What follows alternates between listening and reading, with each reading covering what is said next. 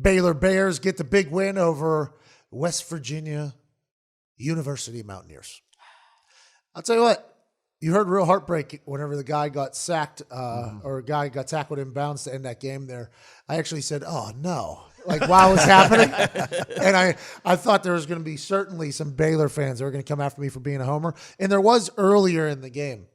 But I think it just kind of became a thing where it's like, yeah, I really like the Baylor Bears. They're on a win streak right now that started the first game I called a Baylor game. Awesome. Right? So potentially I kind of helped them kick this whole thing off in celebratory style and national television win. I was there for it.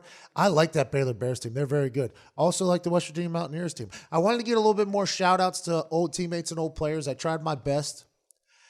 All I needed, though, was that Austin Kendall kid to just get loose one time. And there was about to be a Pat White just went freaking, oh, geez. Oh, I just dropped one early there.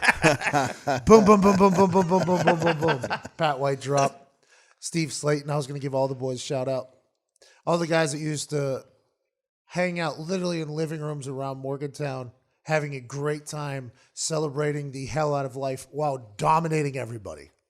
I was so, and I've hindsighted a lot this last week because we're calling this WVU game, and WVU's Twitter account was tweeting me a lot of things, a lot of videos from the past that looked like they were being recorded with potatoes. Only like 10 years ago, by the way. Technology. It's come a long way. It's the best, man. What's going to happen like 2 years from now? This everything we have in here. Obsolete. Just won't even be able to work. I mean, old iPhones, you can't even get on the internet anymore. Apple. But it was fun to reminisce, take a trip back and think about it.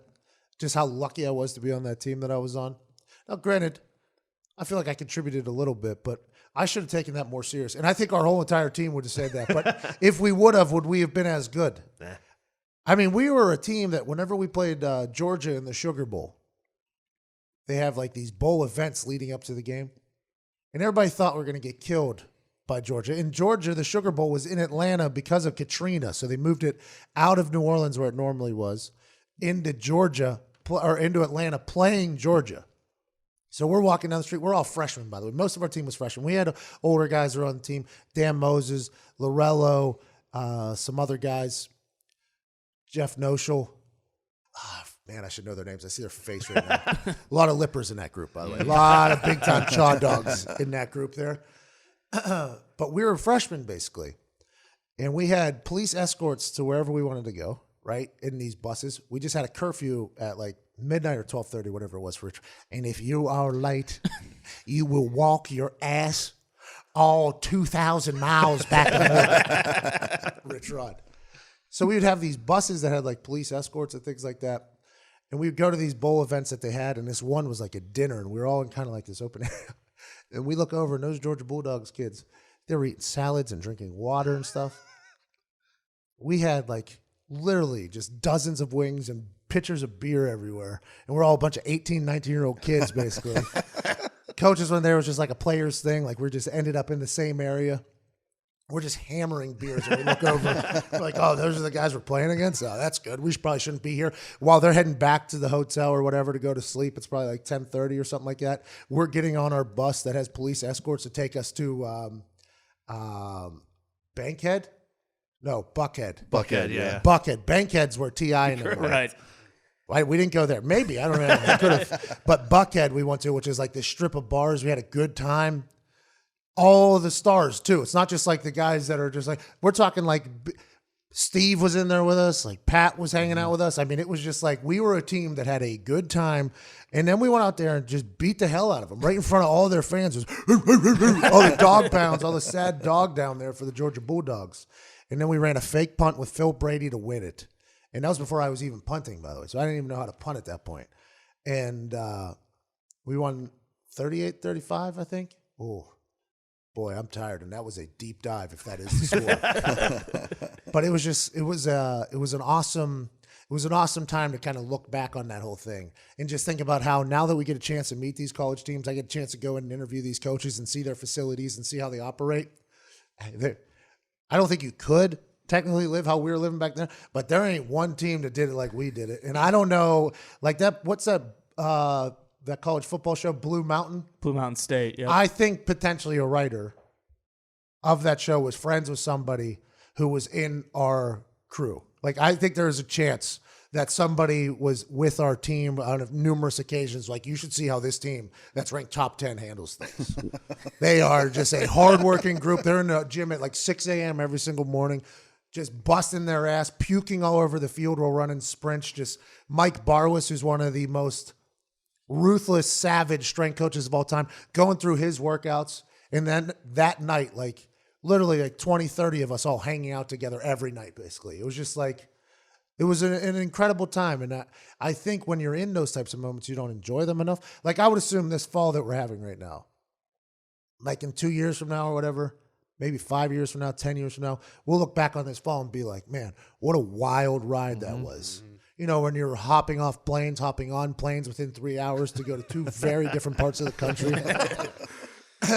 Like, that's good. We're going to look back on it and be like, oh, we should have enjoyed that more or whatever. Like, that college football ride, I think I did enjoy it a lot, but I think I should have looked around every once in a while and been like maybe told everybody, like, hey, boys, somebody should start writing things down so we can have. It's tough to realize in the moment. Yeah, like, hey, boys, we should get a camera crew. We should have a documentary of this, because I feel like it was all relatively positive too. Like, everywhere we went, people like this because we're the underdog, right?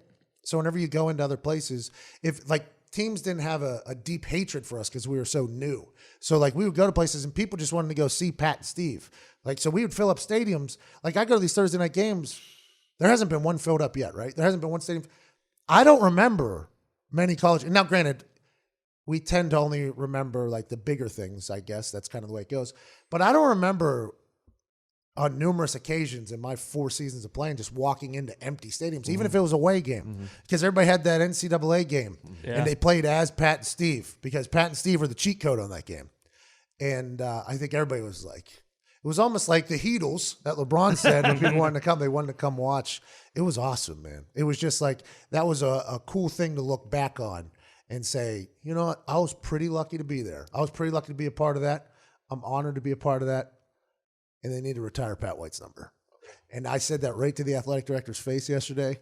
I put him into a pretzel. It was a great conversation. You know, he's an athletic director, Shane Lyons. Very impressive man, by the way. Very impressive man. And it was a nice conversation. All these athletic directors they have to have an interesting skill set. They have to know sports, but they also have to be very good businessmen, because it's a lot now, even coming up now with the NCAA, the rule change with the image and likeness.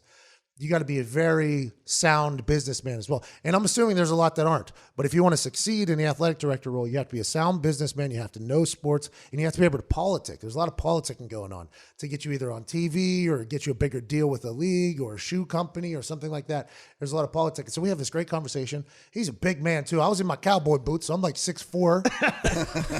And I don't know if he had cowboy boots on too. I didn't look, but he was looking down at me. I mean, he was a big guy.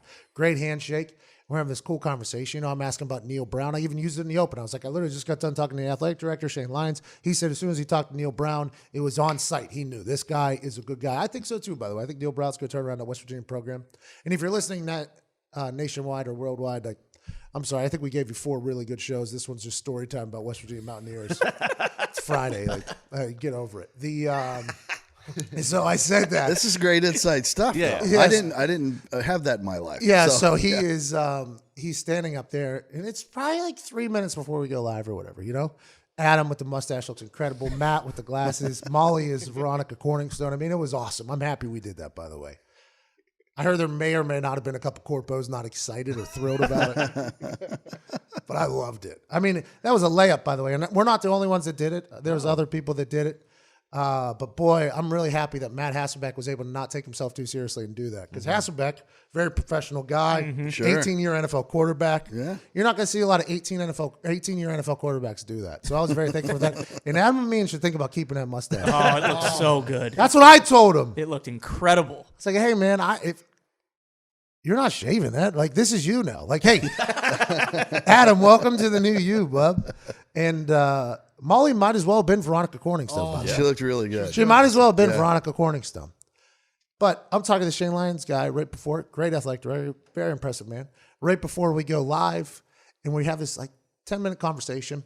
And then at the end, I'm like, You have to retire number 5 for Pat White, though. And he was like, you saw his head go. And I'm like, oh, I just struck something that has been, this has been a conversation, it sounds like, you know?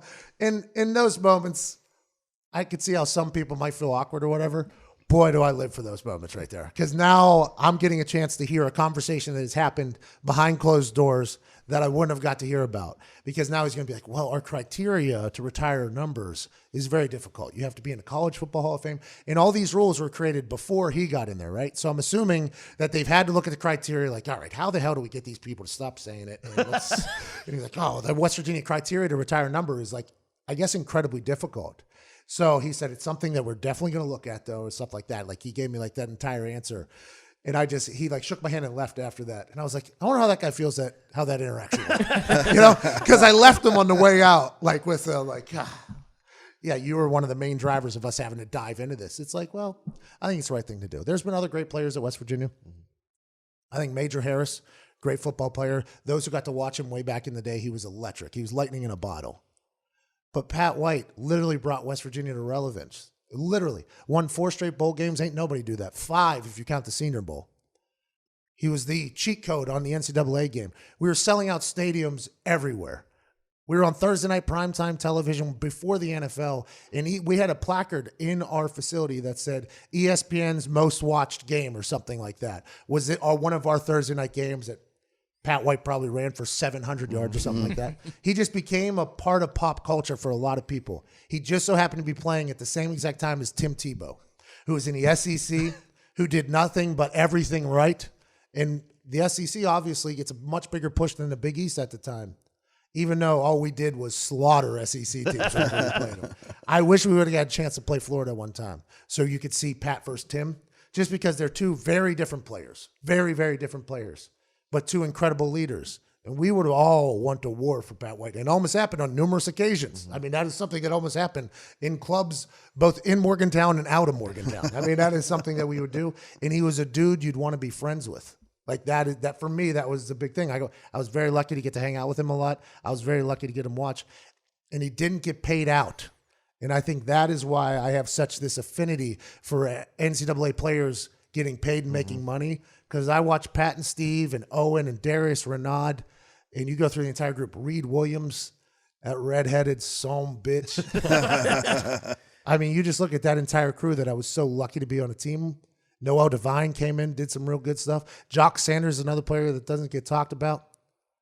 I mean, right now, I'm looking around the locker room and I'm just seeing everybody's face. I'm about to rattle off everybody's name, but there's 100 people on the team. But I just think that he's a guy that should get a lot more credit than he gets. Well, and you made a good point earlier this week how, like, the way the NFL has changed. If he would be coming out today, he'd be like first pick in the draft. Exactly. They'd be tanking for Pat White. He was Tua, but faster, taller, and I don't know if he could throw the ball better. He could throw the ball very well, though, but he was able to run.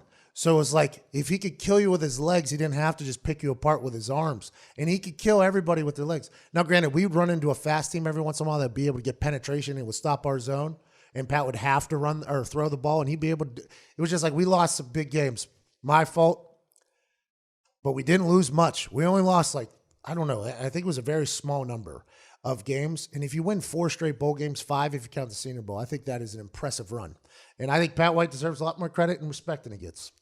And if Shane Lyons is doing anything right this morning, athletic director for West Virginia, I think you're building a good thing over there. You go ahead and take that feather quill tip, go into those rules, those bylaws, and just add a little asterisk.